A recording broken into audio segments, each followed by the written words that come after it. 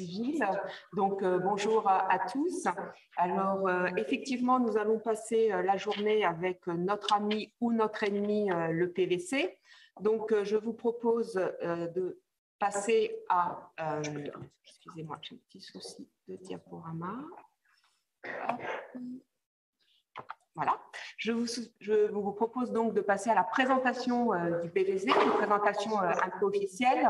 Donc, le PVC naît de manière accidentelle deux fois, une première fois en 1835 et une deuxième fois en 1871, avec tout simplement une polymérisation qui se passe dans des bouteilles qui sont exposées à la lumière solaire, et on obtient donc ce solide blanc qui finalement ne sera pas immédiatement exploité. Il naît de manière officielle avec le dépôt du brevet en 1912, et là, encore une fois, il n'est pas exploité car on ne trouve pas vraiment de propriétés très intéressantes à ce matériau. Il faudra attendre les années 30 avec l'ajout de plastifiants par Waldo Moon aux États-Unis. Et dès cet ajout de plastification, on a une utilisation du PVC qui trouve une finalité. Et dès cette année-là, aux États-Unis, Hewlett Packard commercialise du PVC, et la première utilisation est, comme l'a dit Gilles, faite pour remplacer le caoutchouc dans l'isolation des câbles électriques. L'utilisation en Europe par l'Allemagne se fera un petit peu plus tard, en 1935, et en France, on attendra 1939 pour voir le développement du PVC. Donc, quelques chiffres très rapides.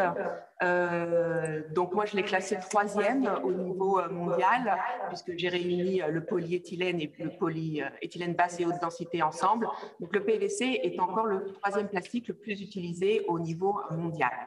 Il est intéressant de noter qu'initialement, c'est la forme souple qui prédominait dans l'utilisation du PVC, on va dire avec 2/3 de PVC souple et 1/3 de rigide.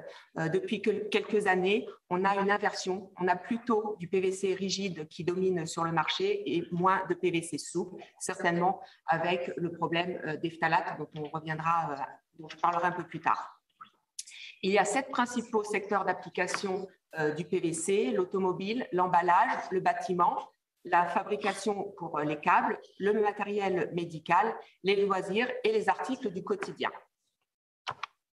Le PVC se retrouve dans un 8e secteur qui est en fait les collections patrimoniales, le sujet de cette journée, et notamment au niveau de création artistique, avec en fait un détournement de l'utilisation primaire de l'objet en PVC, tels que des rideaux de douche utilisés par Patrick Sétour dans cette installation de Port Olympia que vous pouvez voir sur la gauche, ou encore des jouets en PVC collés sur le monstre de Soisy de Niki de Saint-Phal. Il y a des artistes qui ont pensé toutes leurs objets, toutes leurs création avec le PVC, comme les pièces les Dots Obsession de Yayoi Kusama, où vous avez d'énormes structures gonflables et dans lesquelles vous pouvez marcher et même vous asseoir. Et il y a également des structures gonflables qui sont en PVC et conservées et exposées en extérieur. Comme l'a dit Gilles, il y a des PVC qui se retrouvent dans différentes collections que moi je nomme plutôt des collections de patrimoine industriel et technique. Et vous avez ici quelques exemples donc, de collections de jouets. Donc, ce sont tous des objets qui ont fait l'objet d'analyse. Donc, nous sommes sûrs qu'il s'agit de PVC. Donc, les accessoires de mode, que ce soit des vêtements, des parapluies, des sacs, et aussi des collections de design, où là encore, on peut avoir des objets qui sont entièrement fabriqués en PVC, comme les structures gonflables, dont Gilles vous a montré également un exemple et que vous pouvez voir ici avec ce fauteuil vert, ou alors où les objets où le PVC n'est qu'un élément, tel que cette chaise en bois, dont toute l'assise et le dossier est tissé avec des fils de PVC. Donc, je vais rentrer dans la chimie du PVC. Donc, nous parlons aujourd'hui du plastique PVC. Mais qu'est-ce qu'un plastique? C'est un polymère auquel on va avoir mis un certain nombre d'additifs pour lui donner des propriétés. Donc, pourquoi ce nom polychlorure de vinyle? d'où l'abréviation PVC. Je ne reviendrai pas sur les explications de Gilles concernant la différence entre le nom français et le nom anglo-saxon. Donc PVC pour polychlorure de vinyle, car au départ, la molécule, le monomère qui sert à faire le polymère PVC, c'est un chlorure de vinyle. Chlorure parce qu'il y a un atome de chlore et vinyle car nous avons une double liaison carbone-carbone. Ce monomère, par réaction de polyaddition, va donner le polymère PVC, c'est-à-dire la répétition, un nombre important d'unités de monomère.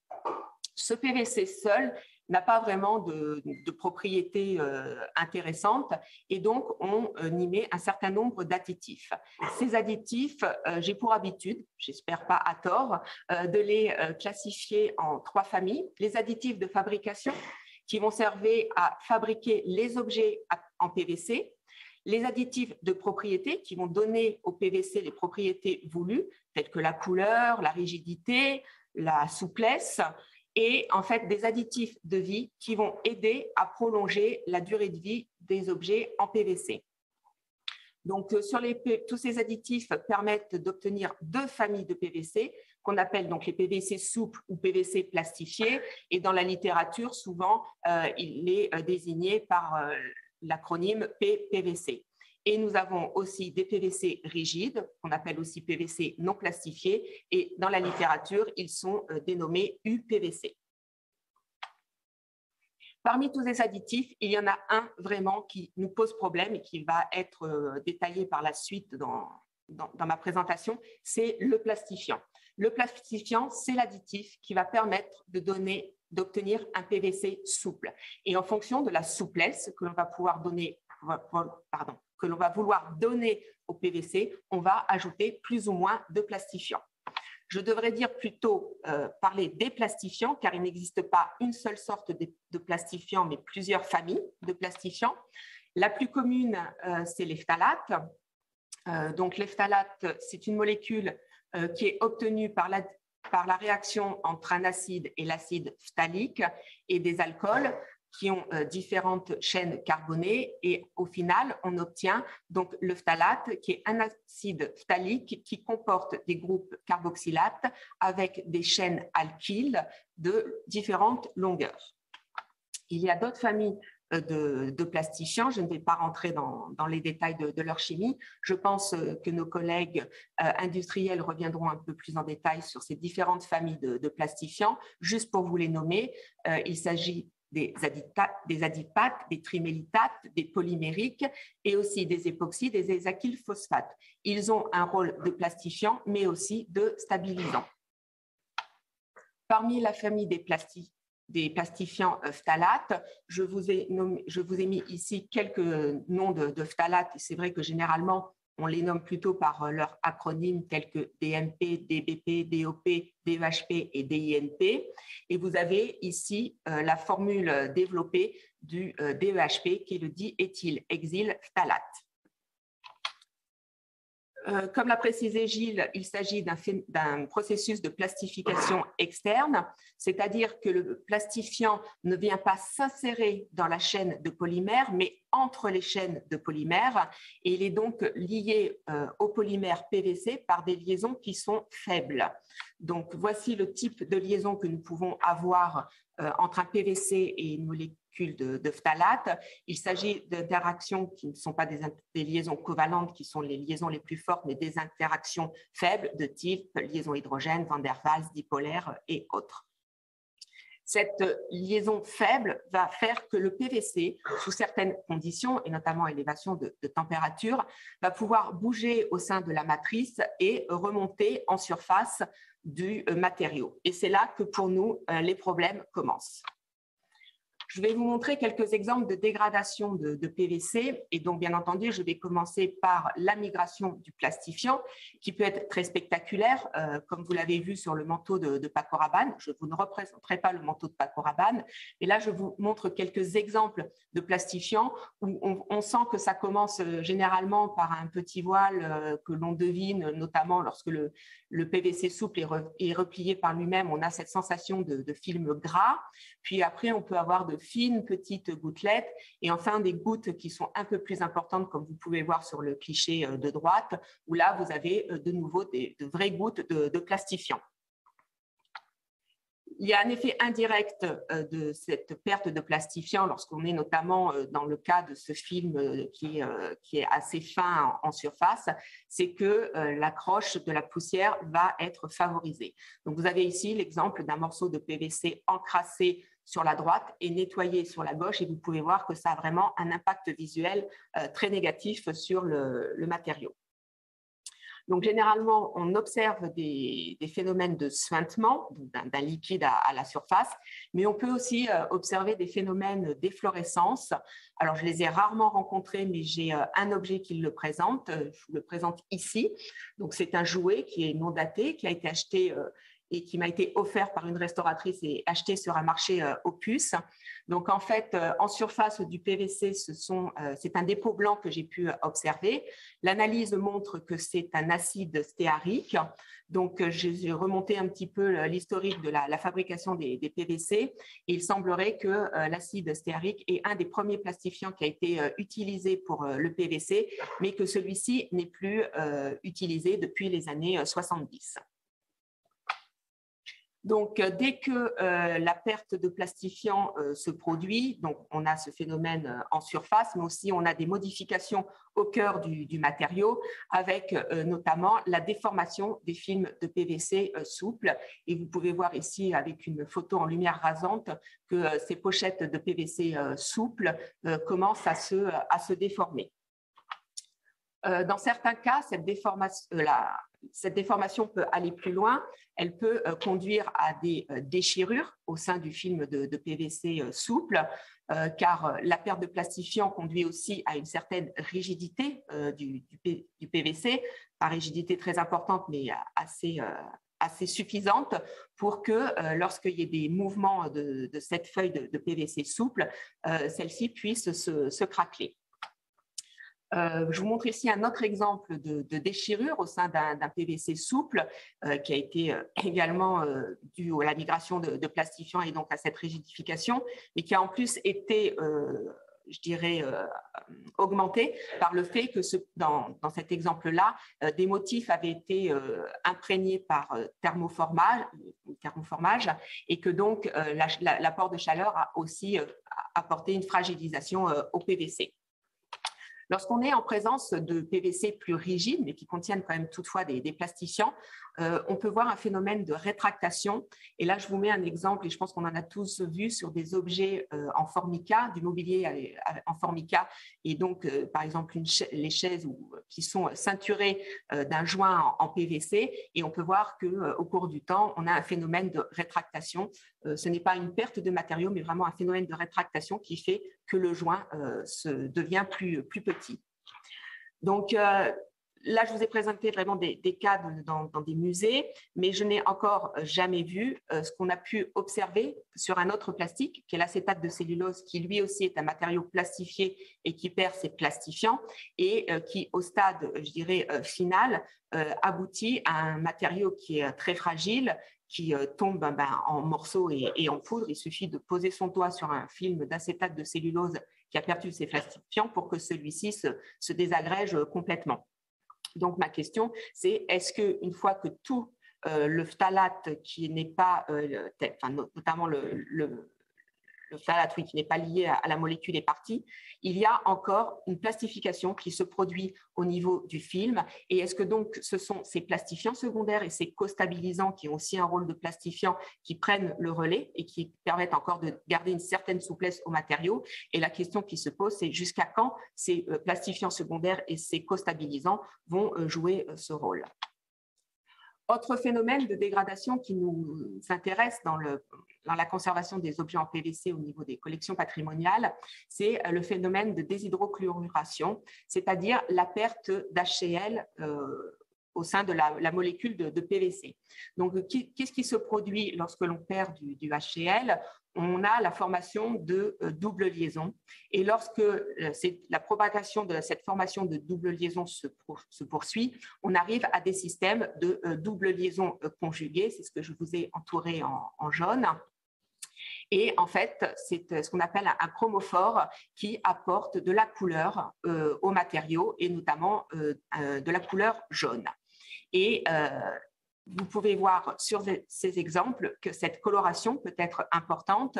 Vous avez un exemple d'une montre Swatch achetée en 1988 et qui aujourd'hui, en 2021, a le bracelet qui était très joli, très transparent, est devenu très brun et aussi très collant. Donc voilà l'exemple de jaunissement que l'on peut obtenir. Et je vous ai mis d'autres exemples d'objets en PVC que nous avons récupérés dans cet état de jaunissement, mais on imagine bien qu'initialement, ils étaient transparents. La perte de plastifiant semble favoriser la formation de ces doubles liaisons conjuguées. Donc, dès qu'on a un phénomène de perte de plastifiant, on a un phénomène de coloration qui commence. Lors d'une étude que nous avons menée avec le CICRP et mon collègue Alain Colombini, nous avons fait vieillir des PVC de manière un peu drastique. Nous avons fait une sorte de crash test dans une enceinte QUV et je vous ai mis ici les différents stades de coloration que nous pouvons obtenir sur du PVC. Et le stade final où même nous avons perdu de la matière est une couleur très rougissante. En parallèle de ce vieillissement de PVC non coloré, nous avons mis des PVC formulés avec des colorants et des charges et on peut voir que là, dans ce cas-là, le phénomène de jaunissement est moins important. Donc, je vous ai mis en comparaison un PVC transparent et des PVC opaques et colorés, ce qui nous rassure un petit peu pour tous les objets qui sont dans les collections et qui ne sont pas transparents. Donc, on parle de phénomène de déshydrochlorisation, donc de perte d'acide chlorhydrique, et donc on s'attend toujours à voir éventuellement les conséquences d'une attaque acide sur les matériaux qui sont à proximité du PVC, notamment sur du papier ou sur des éléments métalliques. Je vous ai mis ici des attaques acides sur ce deux types de matériaux, et étonnamment, nous n'en avons jamais vu sur des objets. Alors, on n'a pas vu des milliers d'objets non plus, mais on en a vu quand même un certain nombre. Et sur donc, des objets qui contiennent des éléments métalliques ou des étiquettes, comme vous pouvez le voir sur les détails en haut à droite, nous n'avons aucune corrosion du métal et aucune attaque du papier. Donc, en fait, qu'est-ce qui permet de, je dirais, peut-être capturer le dégagement d'acide chlorhydrique? Ben, en fait, dans la formulation des PVC, il y a des stabilisants qui sont mis notamment au moment de la fabrication des objets en PVC et qui sont donc des thioglycolates qui contiennent des éléments éteints et des trialkyl phosphates. Et en fait, ce sont des composants chimiques qui vont venir en fait consommer le PVC qui est dégagé. J'ai pu quand même voir une fois sur un objet une dégradation d'une partie métallique. Je vous l'ai mis ici en détail et comme c'est peut-être pas très visible, je vous ai entouré en vert cette coloration verte que j'ai pu repérer, qui est quand même significative de la corrosion d'un métal contenant du cuivre. Et après discussion avec les industriels qui vont intervenir après moi, je crois, il semblerait que l'on ne soit pas dans une attaque du métal par l'acide chlorhydrique, mais peut-être dans une dégradation du phtalate en acide phtalique, et ça serait lui qui viendrait attaquer le métal. Donc, je voulais vous présenter un autre type de dégradation, alors non pas du PVC, mais induite par le PVC, notamment avec une interaction avec des composés qui contiennent du styrène. Donc là, vous avez même des éléments qui sont transparents en polystyrène. Et voici en fait ce que ça peut conduire lorsqu'on les met en contact vraiment très intime.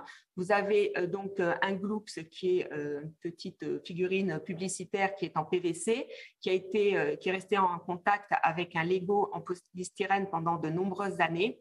Et la matière résultante, cette matière coulante que vous pouvez voir en bas, à l'analyse, montre qu'il s'agit d'un mélange de phtalate et de polystyrène. Donc, il semble donc nécessaire et important d'analyser le PVC, car en fait, comment savoir que l'on a du PVC dans nos collections? Comme tous les autres plastiques, le PVC ne se reconnaît pas par la simple observation et même souvent, on peut croire qu'on a des objets en PVC. Il ne s'agit pas d'objets en PVC. Je vous montre un exemple ici d'interprétation faite par une équipe pluridisciplinaire sur des objets avec des sortes de jeux de prédiction de matériaux et notamment sur des gants ménagers que l'on avait prédit être en caoutchouc, ils se sont avérés être en PVC, et sur une valise imitant du cuir, donc on pensait que c'était du Sky et donc du PVC, il s'agissait de polyuréthane. Heureusement, les analyses sont venues nous apporter cette correction. Il faut bien entendu pouvoir identifier le PVC pour envisager des protocoles de conservation et de restauration adaptés, notamment du nettoyage et du conditionnement. Je ne rentrerai pas dans les détails puisqu'au cours de la journée, des collègues parleront des recherches qu'elles ont pu mener sur ces deux questions. Pour pouvoir prédire, identifier le PVC pour pouvoir prédire qu'il va suinter, qu'il va jaunir, et aussi pour éventuellement entamer une documentation dès l'acquisition, dès l'entrée dans la collection des objets, pour garder un témoignage de l'état initial, de l'état de référence. Je vous ai mis ici deux lunettes, dont une récente et une ancienne, et vous pouvez voir que le jaunissement est intéressant de pouvoir garder la mémoire qu'à l'état d'origine, la lunette était transparente et blanche, mais aussi documenter pour informer sur l'évolution des formulations des objets, puisqu'en fait, j'ai d'abord eu cette première lunette qui était très jaunie et l'analyse a montré qu'elle était en PVC, puis j'ai trouvé cette seconde lunette qui est très similaire et de même marque, et j'ai fait l'analyse et j'ai eu la surprise de voir qu'elle n'était pas en PVC, mais dans un autre matériau qui est un styrène butadiène rubber. Donc, comment analyser le PVC ? Je vais vous présenter deux techniques. Il y a certainement d'autres techniques, mais je vais vous présenter celles que l'on utilise au niveau du C2RMF. Donc, la spectrométrie infrarouge à transformer de Fourier. À l'occasion d'un projet européen auquel nous avons participé qui s'appelait POPART, nous avons fait l'acquisition d'un équipement portable de spectrométrie infrarouge. Portable, nous avons choisi le mode portable car nous voulions pouvoir aller dans les réserves des musées, faire des analyses de manière à pouvoir étudier un grand nombre d'objets au cours d'une séance. La configuration que nous avons choisie permet de faire des analyses sans contact, avec contact, c'est-à-dire sans prélèvement. Et il y a quand même un petit bémol sur cet avantage de faire des analyses sans prélèvement, c'est que comme nous sommes sur une analyse de surface, il faut que le matériau ne soit pas pollué en surface. Et je vous ai mis cet exemple de boucle de ceinture. J'ai fait une première analyse sur cette zone-là qui en fait était une zone sale et je n'ai pas eu d'identification probante. J'ai nettoyé cette surface et à partir de la zone nettoyée, j'ai pu avoir une analyse qui était vraiment efficace puisque j'ai pu identifier du PVC. Donc, l'autre avantage, c'est qu'on a des analyses qui sont rapides, un temps d'analyse 30 secondes et un temps d'interprétation qui peut être variable, mais qui est de l'ordre de quelques minutes. Donc, voici ce qu'on obtient comme résultat lorsque l'on fait une analyse par spectrométrie infrarouge. On obtient un spectre qui est le résultat d'une somme de bandes d'absorption. Chaque bande d'absorption est liée à une fonction chimique et la somme de ces fonctions chimiques permet de remonter au matériau. Donc, je vous présente ici les bandes d'absorption qui nous intéressent dans le cadre du PVC plastifié et il y a deux séries de bandes d'absorption, celles qui sont encadrées en marron et qui nous renseignent sur la présence de plastifiants et celles qui sont encadrées en bleu et qui sont essentiellement dues aux liaisons carbone-chlore et qui nous renseignent sur la présence de PVC. Donc, pour interpréter une analyse à partir d'un prélèvement qui est issu d'une œuvre, donc, on peut faire un autre moyen d'interprétation qui est une recherche automatisée à partir de banques de données de matériaux, soit commerciales, soit que l'on aura construites au niveau de l'institution. Je vous mets un peu plus grand le résultat que l'on obtient. Et effectivement, vous pouvez voir qu'il nous propose un certain nombre de matériaux, et notamment des PVC rigides, des PVC flexibles, mais aussi des phtalates.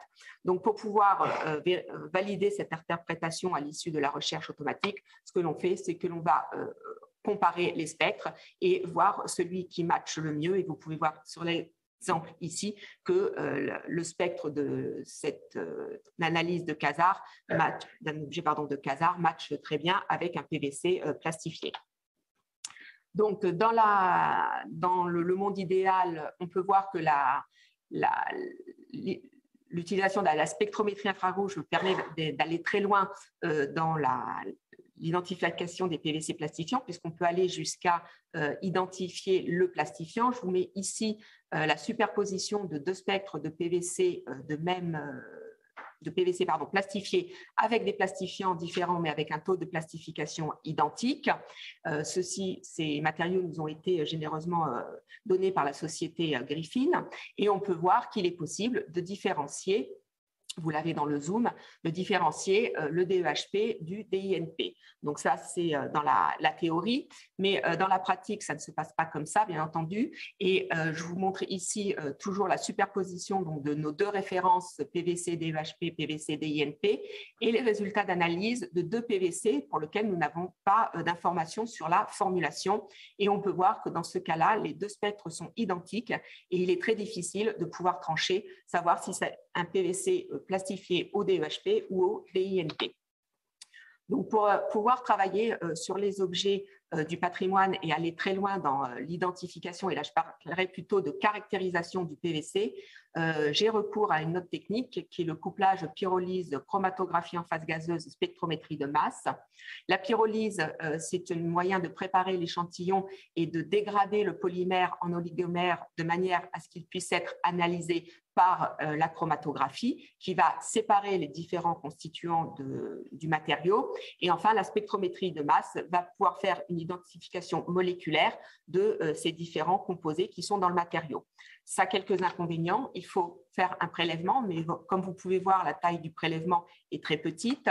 Il faut une petite préparation de l'échantillon. Il faut juste être habile de ses doigts pour rentrer le prélèvement dans un tube de quartz. Et enfin, dernier inconvénient, c'est qu'on va détruire l'échantillon, puisque l'échantillon est le tube de quartz qui contient l'échantillon est inséré dans un fil de platine que l'on va porter à 900 degrés, donc ce qui va bien entendu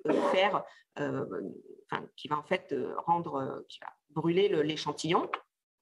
Et le temps d'analyse est un peu plus long puisque nous sommes entre 30 et 60 minutes. Et là, le temps d'interprétation peut être variable et va bien au-delà de quelques minutes. Vous avez ici le résultat que l'on obtient à partir d'une analyse par le couplage PIC-GC-MS. Donc, un chromatogramme, c'est une somme de pics. À chaque pic est associée une molécule grâce à la détection par spectrométrie de masse. Je vous mets ici l'exemple de l'indène. Et en fait, par rapport au pic que je vous ai indexé, ce sont les 10 marqueurs chimiques qui sont utilisés pour identifier la présence du PVC dans un échantillon.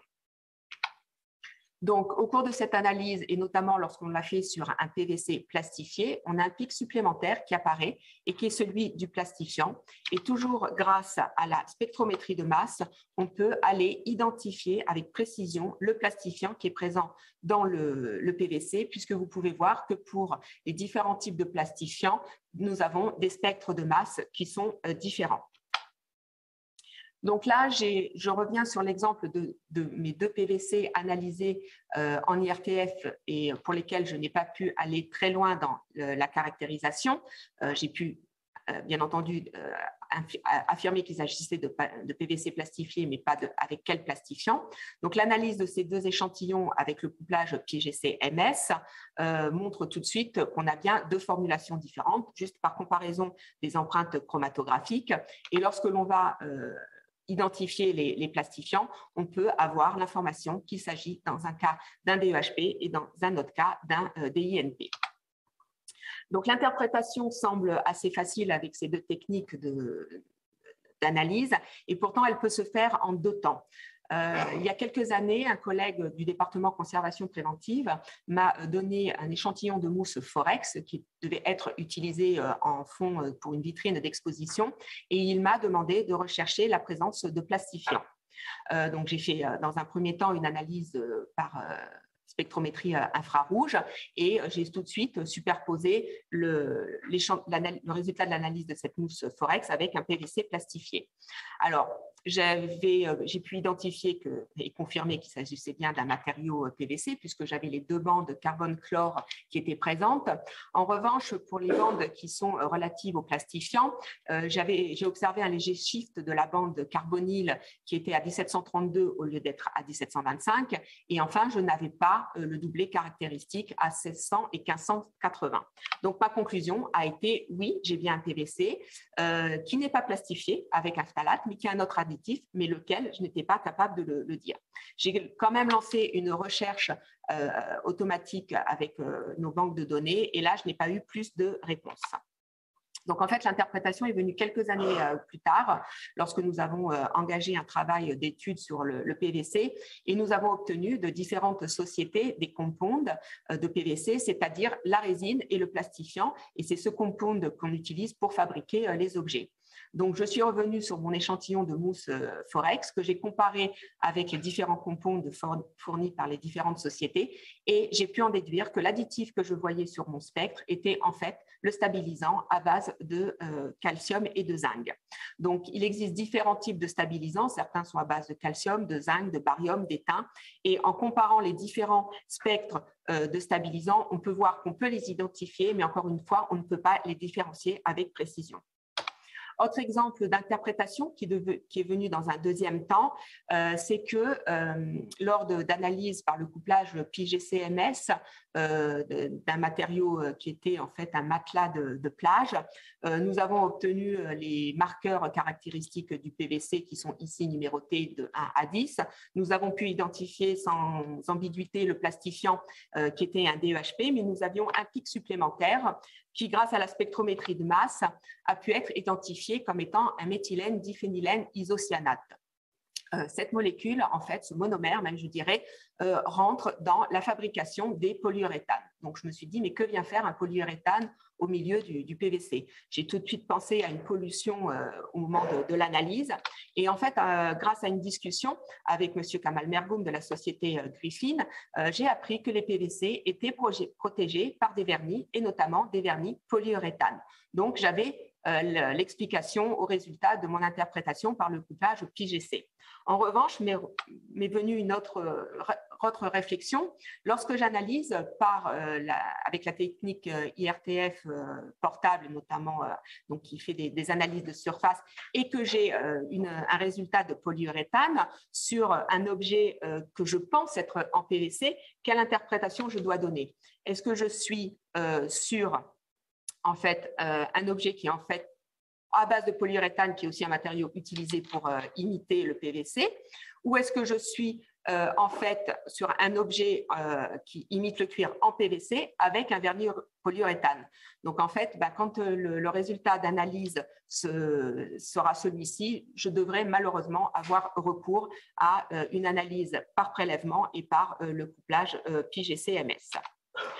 Donc, pour terminer, après ces quelques années sur les analyses des PVC présents dans les musées, j'ai fait une petite classification où, par les résultats d'analyse, je trouve que j'ai peut-être un PVC qui est un peu plus technique et qui, notamment, et on le voit par la complexité des œuvres, qui ont été fabriqués avec ce PVC, et j'ai trouvé systématiquement du PVC qui est plastifié avec du phthalate de type DINP.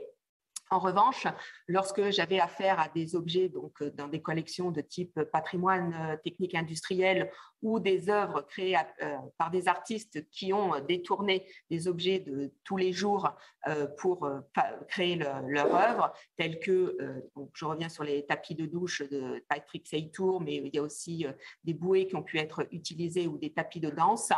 L'analyse me donne que en fait, je suis en présence de PVC plastifié avec du DEHP. Je vous remercie de votre attention.